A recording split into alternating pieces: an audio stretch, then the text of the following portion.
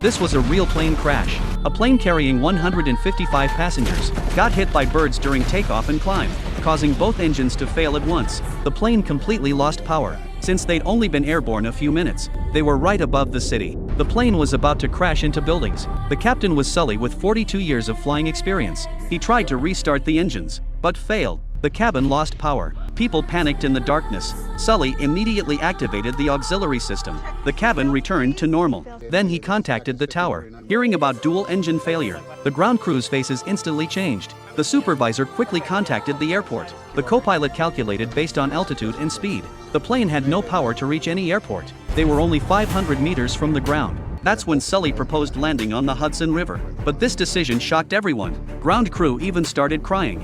Water landing almost always meant certain death. If the nose or wings hit first, the massive impact would tear the plane apart. A perfect water landing was nearly impossible. Flight attendants shouted in the cabin, "Brace for impact position." Passengers hearing about the crash, some sent final messages on their phones. Some held their children tight. The plane got closer and closer to the water. Sully slowly pulled the control stick, trying to raise the nose. Flight attendants kept repeating, "Bend down, heads down, brace hard." The plane slammed into the water surface. The impact made the fuselage shake violently. Sully struggled to stay calm, while keeping the plane balanced. Only 208 seconds since the bird strike. After sliding on water for a while, the plane finally stopped on the surface. But danger came right after. Water rushed into the cabin. Sully immediately ordered evacuation. Open front doors. Deploy life rafts. Freezing river water kept flooding in. They didn't have much time. The plane would sink in half an hour at most. With the crew's efforts, passengers began evacuating in orderly fashion. Nearby rescue teams got the call, rushed to help immediately.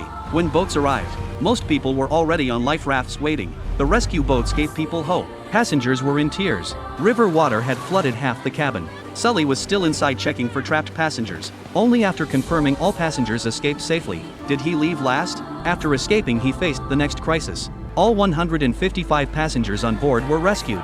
Major media went crazy reporting. People called it the miracle on the Hudson. Sully and the co-pilot faced investigators' questions. They thought Sully made the wrong call. After the bird strike, the plane had enough power to return.